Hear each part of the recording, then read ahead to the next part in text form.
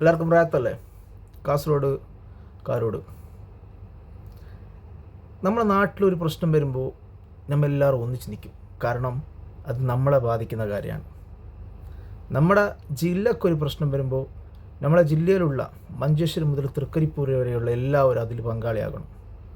കാരണം നമ്മുടെ ജില്ലക്ക് വരുന്ന പ്രശ്നം അത് നമ്മളെ ബാധിക്കും, ഓരോരുത്തരെയും ബാധിക്കും.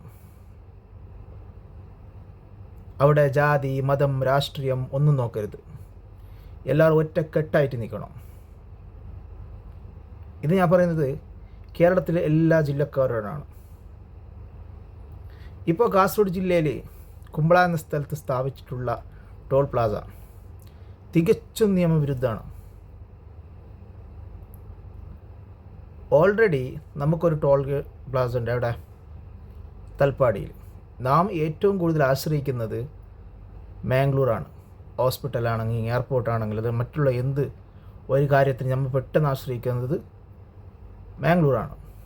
കർണാടക ബോർഡറിൽ നമുക്ക് കിട്ടുന്നുണ്ട് എന്ത് ടോൾ ഗേറ്റ്. ഇപ്പോൾ കാസർഗോഡ് ടൗണിൽ നിന്ന് അല്ലെങ്കിൽ തൃക്കരിപ്പൂരിൽ നിന്ന് തന്നെ ഒരാൾ എയർപോർട്ടിലേക്ക് പോകുമ്പോൾ കുമ്പളയിലും കൊടുക്കണം ടോൾ, പിന്നെ തൽപ്പാടിയിലും കൊടുക്കണം. അപ്പോൾ 2 കൊടുക്കേണ്ടി വരും.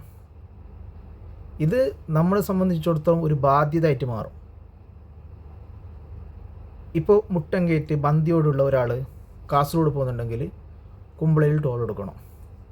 അയാൾ മാംഗ്ലൂർ പോകുമ്പോൾ മാംഗ്ലൂരും കൊടുക്കണം. തൽപ്പാടി ടു കുമ്പളക്ക് ആകെ ഉള്ളത് 23 കിലോമീറ്ററാണ്.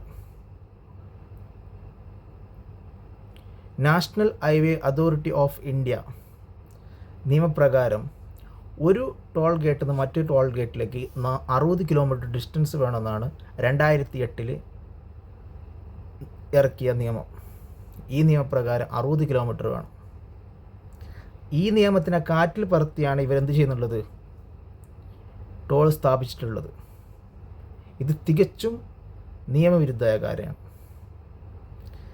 നമ്മുടെ കാസർഗോഡ് ജില്ലയിൽ മഞ്ചേശ്വരം, കാസർഗോഡ്, ഉദുമ, കാഞ്ഞങ്ങാട്, തൃക്കരിപ്പൂർ ഈ 5 മണ്ഡലത്തിൽ MLA-മാരുണ്ട്, MP ഉണ്ട്.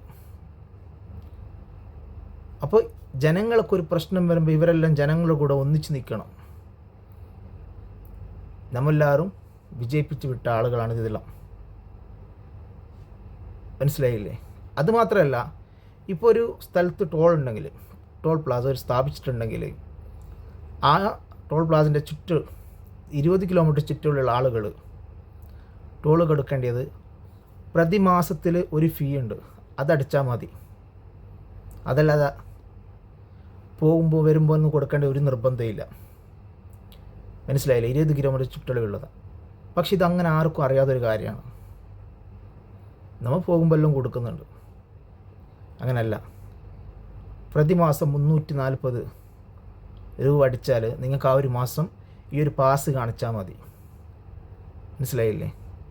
അപ്പോൾ 8-ാം തീയതി മഞ്ചേശ്വരം മണ്ഡല MLA AKM അഷ്റഫിൻ്റെ നേതൃത്വത്തിൽ ഒരു പ്രതിഷേധം നടക്കുന്നുണ്ട്. അതിൽ നിങ്ങളെല്ലാവരും പങ്കാളിയാകണം. എല്ലാവരും ഈ ഒരു സമരം വിജയിപ്പിച്ചിട്ടെടുക്കണം.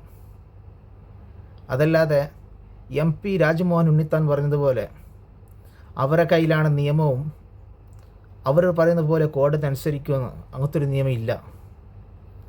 കോടതി നിഷ്പക്ഷമായാണ് നിൽക്കുന്നത്. ഏത് ഭാഗത്താണ് ശരി, ആ ശരിയുടെ ഭാഗത്തെ കോടതിക്ക് നിൽക്കാൻ പറ്റും. അല്ലാതെ റോഡ് അതോറിറ്റിയുടെ അണ്ടറിലുള്ളതല്ല കോടതി. മനസ്സിലായില്ലേ?